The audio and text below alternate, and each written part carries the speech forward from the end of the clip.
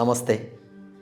Narcissistic പേഴ്സണാലിറ്റിയോടൊത്ത് ജീവിച്ച് അല്ലെങ്കിൽ അവരോട് ഇടപെട്ട് വിക്റ്റിമായിട്ടുള്ള ആൾക്കാർക്ക് എന്നേക്കുമായിട്ട് അതിൽ നിന്ന് വിടുതൽ ലഭിക്കാൻ വേണ്ടിയുള്ള ടെക്നിക്കുകളാണ് ഇന്നത്തെ വീഡിയോ.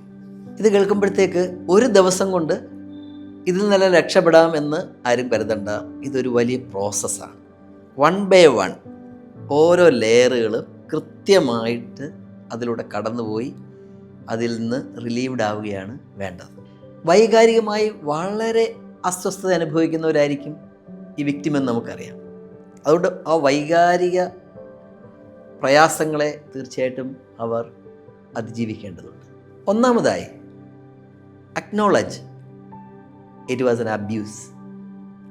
ഇത് ഒരു ഉപദ്രവമാണെന്ന് അല്ലെങ്കിൽ ആയിരുന്നു എന്ന് വിക്റ്റിമായിട്ടുള്ള ആളുകൾ തിരിച്ചറിഞ്ഞില്ലെങ്കിൽ അവർ ഒരിക്കലും രക്ഷപ്പെടാൻ പോകുന്നില്ല.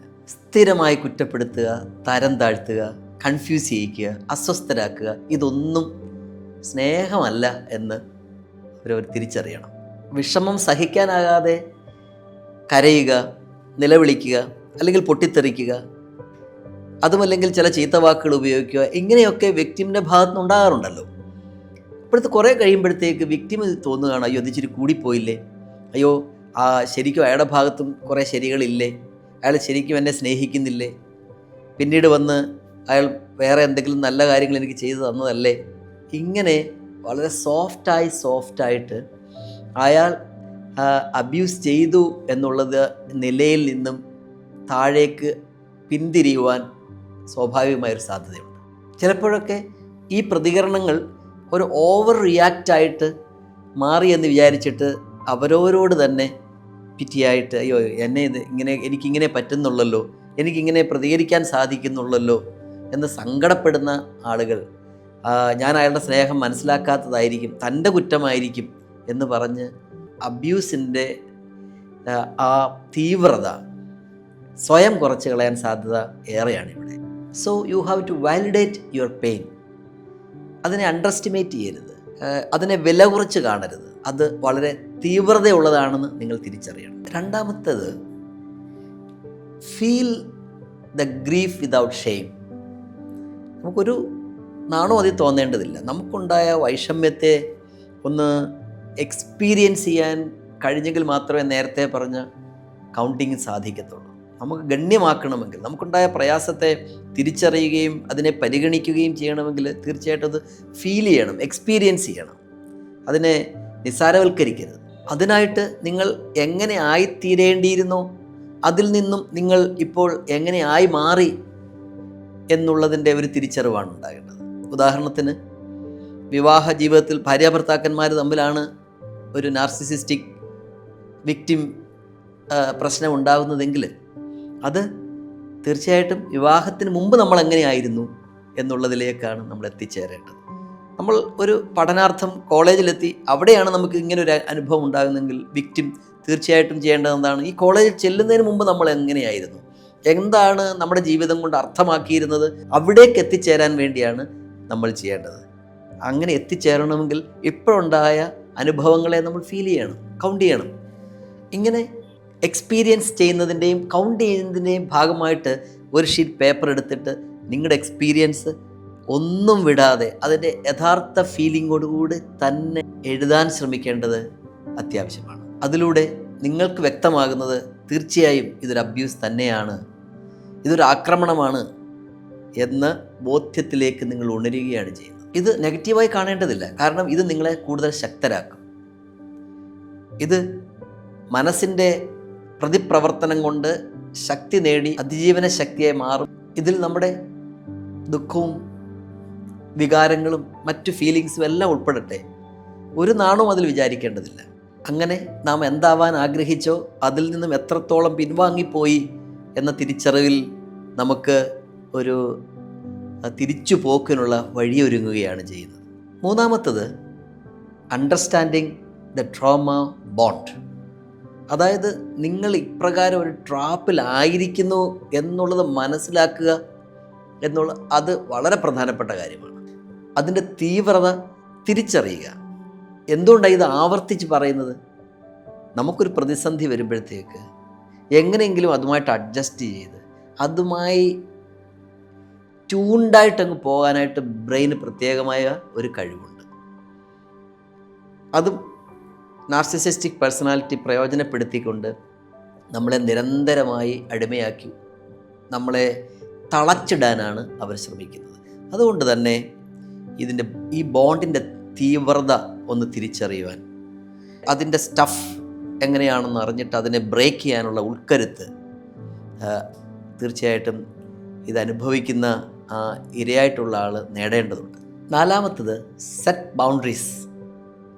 നമ്മുടെ ബൗണ്ടറി നമ്മൾ തന്നെ സെറ്റ് ചെയ്യുക. അവർക്ക് അനുകമ്പ തോന്നത്തില്ല, ഇത്രത്തോളമേ പറയാവൂ എന്ന് അവർക്കില്ല. അവർ സെൽഫിഷ് ആയതുകൊണ്ട് നമ്മളെക്കൊണ്ട് അവരുടെ കാര്യങ്ങളൊക്കെ സാധിക്കും. അവർ പറയുന്നതെല്ലാം നിന്ന് കേൾക്കേണ്ട ഒരു ഉപകരണമോ ഉപാധിയായിട്ട് നമ്മൾ നിലനിൽക്കേണ്ടി വരുന്നൊരു സാഹചര്യത്തിൽ set your own time, set your own space. അല്ലെങ്കിൽ നിങ്ങൾക്ക് തന്നെ നിങ്ങളുടേതായ കാര്യത്തിൽ അല്പസമയം വ്യാപൃതമാകാം. ഇങ്ങനെയൊക്കെ നിങ്ങളുടേതായ സ്പേസ് കണ്ടെത്തി നിങ്ങളുടെ ആ പ്രൈവസിക്ക് കൂടുതൽ പ്രാധാന്യം കൊടുക്കൂ.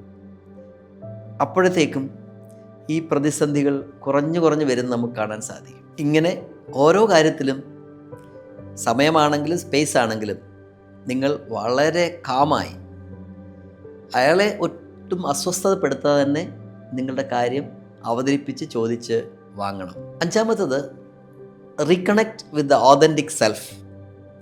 അതായത് നമുക്കൊരു സെൽഫുണ്ട്, ആ സെൽഫിന് സന്തോഷിക്കേണ്ടത് എങ്ങനെയാണെന്ന് അതിനറിയാം. ഈ സാഹചര്യങ്ങൾ കൊണ്ട് അതിൻ്റെ സന്തോഷത്തെ കെടുത്തിക്കളയരുത്. കഴിയുമെങ്കിൽ ഞാൻ ഉപാധിയായി മുമ്പ് പറഞ്ഞതുപോലെ തന്നെ നമുക്ക് സന്തോഷം തരുന്ന കാര്യങ്ങളൊക്കെ എഴുതി നോക്കുക, അതിന് കൂടുതൽ പ്രാധാന്യം കൊടുക്കുക.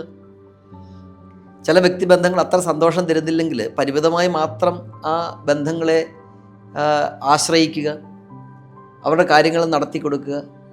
അല്ലെങ്കിൽ കുടുംബമാണെങ്കിൽ കുടുംബത്തിൻ്റെ പ്രാധാന്യം അനുസരിച്ച് നമ്മുടെ കൃത്യനിർവഹണം നടത്തുക, ഉത്തരവാദിത്തങ്ങൾ ചെയ്യുക. മറ്റ് ജോലി സ്ഥലങ്ങളിലുള്ള പ്രശ്നങ്ങളാണെങ്കിൽ ഉത്തരവാദിത്തങ്ങളിൽ നിന്നും ജോലിയിൽ നിന്നും പിൻവലിയാതെ അത് കൃത്യമായി നിർവഹിച്ച് ബാക്കി സമയം ആനന്ദപരമായ കാര്യങ്ങൾക്കും സന്തോഷപരമായ കാര്യങ്ങൾക്കൊക്കെ പ്രാധാന്യം കൊടുക്കുക. റിക്രിയേഷൻ എന്നൊക്കെ പറഞ്ഞാൽ അതല്ലേ. ഇതിനും ഈ ജേർണലിംഗ് വളരെ ഇഫക്റ്റീവായിട്ടുള്ള കാര്യമാണ്. ഏതൊക്കെയാണ് നമ്മളെ വേദനിപ്പിക്കുന്നതെന്ന് എഴുതി നോക്കുന്നത് പോലെ തന്നെ ഏതൊക്കെ സന്തോഷിപ്പിക്കുന്നതെന്ന് എഴുതി നോക്കുകയാണെങ്കിൽ ഈ വേദനിപ്പിക്കുന്ന കാര്യങ്ങൾ എഴുതി അത് അതിൻ്റെ പ്രാധാന്യം കുറഞ്ഞില്ലാതായിപ്പോവും. അതേസമയം നമുക്ക് സന്തോഷം തരുന്ന കാര്യങ്ങൾ ആവർത്തിക്കുന്നതിലുള്ള സന്തോഷം അനേകം മടങ്ങ് ആവുകയും ചെയ്യും. അതൊരു ടെക്നിക്കാണ്. അത്തരത്തിലൊരു ജേർണലിംഗ് നമ്മൾ നടത്തുന്നത് നന്നായിരിക്കും. ഇങ്ങനെ സന്തോഷത്തിൻ്റെ ഒരു പാതയിലേക്ക് നമ്മൾ തിരിയുമ്പോഴത്തേക്ക് സ്വാഭാവികമായിട്ടും നമ്മുടെ സന്തോഷത്തിൻ്റെ ഹോർമോണുകളൊക്കെ പതുക്കെ കൊണ്ട് ഉണർന്നു വരാൻ തുടങ്ങും. അത് നമുക്ക് വളരെ സപ്പോർട്ടിംഗ് ആയിട്ട് വരും. നമുക്കറിയാമല്ലോ, ഹാപ്പി കെമിക്കൽസ് എന്നൊക്കെ പറയുന്ന ഹാപ്പി ഹോർമോൺസൊക്കെ അത് ഉണർന്നു വരും, സംതൃപ്തി തരാൻ തുടങ്ങും. ഇങ്ങനെ ഒരു ഹീലിങ്ങിൻ്റെ പാതയിലേക്ക് നമ്മൾ തിരിയുമ്പോഴത്തേക്ക് നമ്മൾ നമ്മളെ കാണാൻ തുടങ്ങും. ഞാൻ ആരാണ്, എൻ്റെ ലക്ഷ്യങ്ങൾ എന്തൊക്കെയാണ്, എവിടെയൊക്കെയാണ് എനിക്ക് സന്തോഷം ലഭിക്കുന്നത്, ഞാൻ എത്രത്തോളം എന്നെ സ്നേഹിക്കുന്നുണ്ട്. നമുക്ക് നമ്മളെ സ്നേഹിക്കാൻ കഴിഞ്ഞെങ്കിലേ മറ്റുള്ളവരെ സ്നേഹിക്കാൻ കഴിയത്തുള്ളൂ. എങ്കിൽ മാത്രമേ നമ്മുടെ ജോലിയിലും ഉത്തരവാദിത്തങ്ങളും ഒക്കെ പൂർണ്ണമായി ശ്രദ്ധിക്കാൻ കഴിയത്തുള്ളൂ. ആസ്വാദ്യകരമായി അവരവരുടെ ഉത്തരവാദിത്തങ്ങൾ പൂർത്തീകരിക്കാൻ സാധിക്കത്തുള്ളൂ. അങ്ങനെ പതുക്കെ ഹീലിങ്ങിലേക്ക് വഴിതിരിഞ്ഞ് ആ സമ്പൂർണ്ണ ഹീലിംഗ് എന്ന വാക്കിൻ്റെ അർത്ഥം തന്നെ മേക്ക് വൺ ഹോൾ എന്നാണ്, ഒരാളെ പൂർണ്ണമാക്കുക എന്നാണ്. അത്തരത്തിൽ ആ പൂർണ്ണതയിലേക്ക് വളരാൻ അയാൾ വഴിതിരിയുകയാണ് എന്നാണ് നമുക്ക് മനസ്സിലാക്കാൻ സാധിക്കും. ഓർക്കുക, നിങ്ങളുടെ സന്തോഷം നിങ്ങളുടെ അവകാശമാണ്, മറ്റാരുടെയും ദാനമല്ല. You have to seek your own road. അതിനുള്ള വഴികൾ നമ്മൾ തന്നെ കണ്ടെത്തിയേ മതിയാവുകയുള്ളൂ. അങ്ങനെ ഈ ഹീലിംഗ് പ്രോസസ്സിനെ ഒരു പ്രൈവറ്റ് സീക്രട്ട് ജേർണി ആയിട്ട് നമ്മൾ കണ്ടുകൊണ്ട് പതുക്കെയാണെങ്കിലും നമ്മൾ നടന്നു തുടങ്ങിയിരിക്കുന്നു എന്ന ബോധ്യത്തോട് ധൈര്യസമേതം മുന്നോട്ട് പോവുക.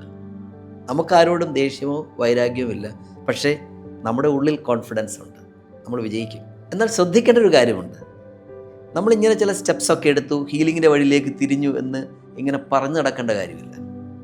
ഏതെങ്കിലും വിധത്തിൽ അങ്ങനെ സ്റ്റെപ്പ് നമ്മൾ എടുത്തു എന്ന് നാർസിസിസ്റ്റ് തിരിച്ചറിഞ്ഞിട്ടുണ്ടെങ്കിൽ നമ്മളെക്കാൾ കരുത്തുള്ള, പ്രാവീണ്യമുള്ള, പ്രഗത്ഭനായ അയാൾ നമ്മളെ ആ അവിടെ നിന്നും പിന്തിരിപ്പിക്കാൻ തന്ത്രങ്ങൾ പ്രയോഗിക്കുമെന്ന കാര്യത്തിൽ സംശയമില്ല.